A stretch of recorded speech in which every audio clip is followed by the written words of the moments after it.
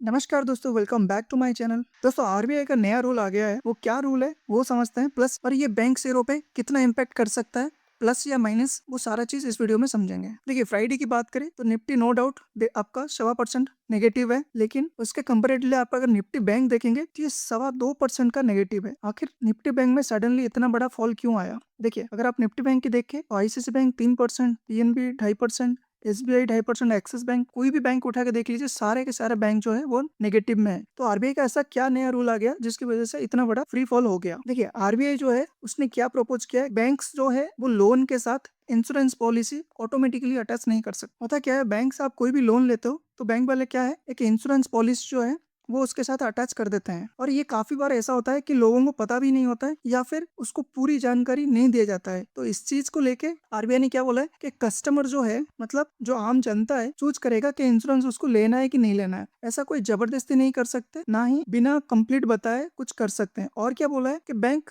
उसके साथ जो बंडल कर देते हैं, मतलब लोन फॉर्म के साथ ही इंश्योरेंस फॉर्म अटैच कर देते हैं, जिससे वो साइन करते टाइम वो लोन फॉर्म के साथ इंश्योरेंस फॉर्म भी साइन हो जाता है, जिससे वो पैसा भी कट जाता है एंड इंश्योरेंस हो जाता है। देखिए, हो सकता है वो कुछ लोगों को बताते होंगे, हो सकता है कहीं पे बहुत सारी फ्रॉड भी हुई होगी, जिसकी वजह से आरबीआई को स्ट्रॉन्ग रूल लेना पड़ा। देखिए, होता क्या है, पहले क्या होता था, बैंक इंश्योरेंस नहीं बेचते थे, लेकिन 2000 में, सन 2000 में ये चीज स्टार्ट हो गया और बैंक जो है वो इंश्योरेंस प्रोडक्ट सेल करने लग गए। लेकिन इससे बैंक को क्या फायदा है, हम ये समझते हैं, एंड बैंक को क्या नुकसान है आरबीआई के रूल से, ये भी समझते हैं। देखिए, इंश्योरेंस से क्या होता है, एक्स्ट्रा कमीशन वो उनको मिलता है जब इंश्योरेंस बेचते हैं। लेकिन अगर इंश्योरेंस वो सेल कम हो जाएगा तो सीधा सीधा उनका फीस जो है, यानी रेवेन्यू एंड प्रॉफिट में नेगेटिव आएगा।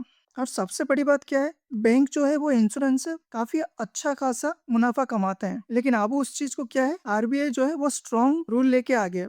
आरबीआई क्या है, पहले बैंक क्या होता था कि लोन के साथ वो जो प्रोटेक्शन होता था, इंश्योरेंस प्रोटेक्शन, वो दे देते थे। अब बैंक की सीधी बात है, या तो उसका लोन से कमाई होती है, या तो वो इंश्योरेंस या थर्ड पार्टी जो बेचते हैं उससे कमाई होती है। तो इंश्योरेंस यहाँ पे बहुत बड़ा रोल करता है, जहाँ पे इनका बहुत बड़ी फी इनकम आती है। अगर वो कम हो जाता है तो वो इनके नेट प्रॉफिट में भी ये इम्पैक्ट करेगा, रेवेन्यू पे भी इम्पैक्ट करेगा। तो इसकी वजह से ये जो निफ्टी बैंक है, एकदम 2.25% जो है वो गिर गया। और सारे के सारे देखेंगे आप, सारे के सारे रेड में बंद हुए हैं। देखिए, पहले से ही अपने वॉर की कंडीशन चल रहा है, और वॉर की कंडीशन में नॉर्मली क्या होता है, फाइनेंशियल सिस्टम काफी खराब होता है, और ये फाइनेंशियल सेक्टर के शेयर्स भी काफी गिरते हैं। और दूसरा, अपने जो बड़ी प्रॉब्लम चल रही है वो एफआई सेलिंग चल रही है। तो एफआई रेगुलर जो है वो सेल करते जा रहे हैं, और खास करके वो किस में सेल करते हैं, सबसे पहले वो बैंक स्टॉक में सेल करते हैं, क्योंकि इसमें वेट बहुत ज्यादा होता है। तो अब सवाल आता है, बैंक सेक्टर में करे क्या इतने सारे नेगेटिव के न्यूज के बाद? देखिए, पहला नेगेटिव हो गया आपका कि आरबीआई का न्यू रूल आ गया। दूसरा आपका आ गया वॉर कंडीशन चल रहा है, अनसर्टेनिटी। तीसरा आपका आ गया एफआईए सेलिंग। तो कंटिन्यू ये प्रॉब्लम चल रहे हैं। तो फिलहाल के लिए कोई पॉजिटिव न्यूज दिख नहीं रहा है। अब देखते हैं